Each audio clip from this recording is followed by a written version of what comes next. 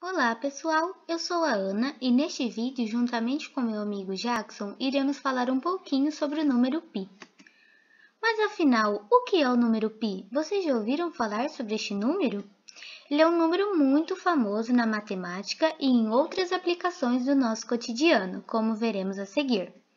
Ele é representado pela letra grega π, que é a primeira letra de uma palavra grega que em português significa perímetro, que ficou conhecida por conta do matemático Euler a partir de 1737.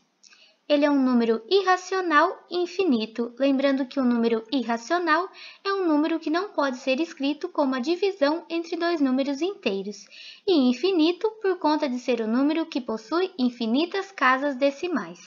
Mas então, como que surgiu esse número π? Como já sabemos, o número π é um número muito famoso. Com isto, desde a antiguidade, os babilônios e os egípcios já sabiam que em quaisquer circunferências, sempre que dividimos o valor de seu comprimento pelo diâmetro, este valor é sempre igual e superior a 3, o que ficou conhecido como número π. Ao longo dos anos, diversos matemáticos obtiveram estimativas para o número π. Entretanto, destacamos o matemático Arquimedes, que ao calcular o perímetro de dois hexágonos, encontrou então uma estimativa do número π, sendo aproximadamente 3,142. Este número é tão especial que ele possui até um dia comemorativo para os americanos, o dia 14 de março, justamente o dia que o físico Albert Einstein nasceu.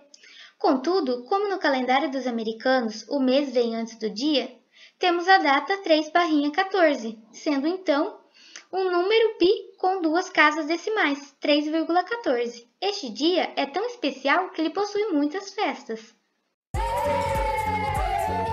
E para os mais fanáticos, esta festa ocorre exatamente 1h59 da tarde e 26 segundos. Com isto, temos o número π com 7 casas decimais, 3,14, 159, 26. Mas então, o número π é sempre o mesmo? De onde vem esse valor? Então, Ana, o número π vai ser sempre o mesmo porque existe uma relação que é uma razão entre o comprimento de uma circunferência e o seu diâmetro. E isso vai acontecer em toda a circunferência, não importa o seu tamanho. Vejamos alguns exemplos a seguir.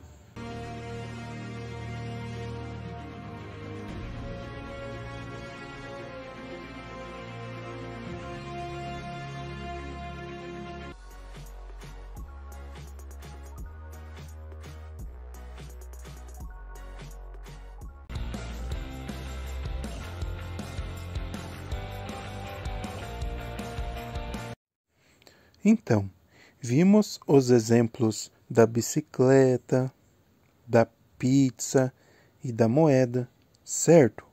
Vocês concordam comigo que são tamanhos diferentes? Porém, quando analisamos o comprimento da circunferência da roda da bicicleta, ou da pizza, ou então da moeda, e dividimos pelo seu diâmetro, essa razão vai ser igual para todos, que seria o número π, aproximadamente 3,14. Para exemplificarmos esta razão, iremos abordar o exemplo da moeda utilizando o software GeoGebra. Então, considere o comprimento da circunferência da moeda, C. Iremos, então, calculá-lo. Clicando sobre a circunferência, temos que C é 8,17 centímetros, e considerando o segmento FG como sendo o diâmetro da circunferência,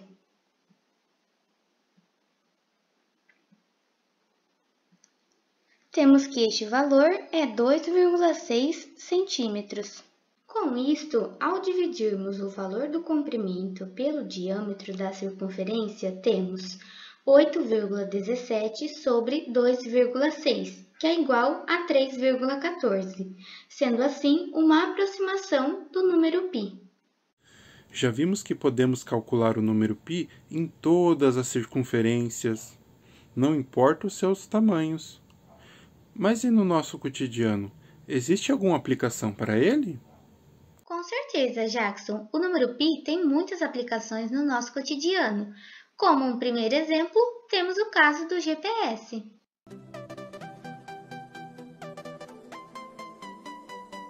O GPS é uma ferramenta essencial no nosso dia a dia, não é mesmo?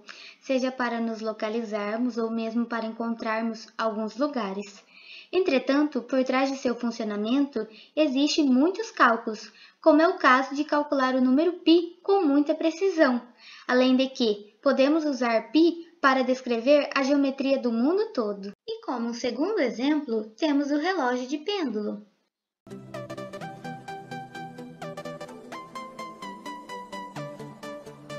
O número π é muito importante para o funcionamento do relógio de pêndulo, pois a fórmula matemática para o cálculo do tempo, que faz com que o pêndulo oscile de um lado para o outro, se baseia em π.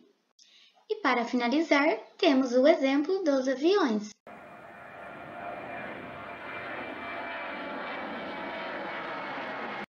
Além dos GPS de carros e celulares, quando os aviões voam grandes distâncias, eles recorrem ao arco de um círculo, pois a rota que deve ser calculada utiliza-se do número π, para medir com precisão o volume de combustível que será necessário. Além disso, em quaisquer aplicações, quanto maior for o número de casas decimais encontradas para o número π, melhor serão os resultados obtidos. No caso dos aviões, iremos encontrar o seu consumo exato, sendo que isto foi possível após o surgimento dos computadores, em que encontraram quadrilhões de casas decimais para o número π. Fica agora como uma tarefinha encontrar objetos na casa de vocês que contêm circunferência e observarem que quando é dividido o comprimento dessa circunferência pelo seu diâmetro, a razão vai ser a mesma? Pessoal, uma dica importante. Para essa tarefinha, vocês vão utilizar um barbante, que pode ser um fio qualquer. Primeiramente, verificar o comprimento da circunferência do objeto e depois o seu diâmetro. Em seguida, vocês vão cortar esses pedacinhos, medir eles com a régua e fazer a divisão na calculadora. Beleza?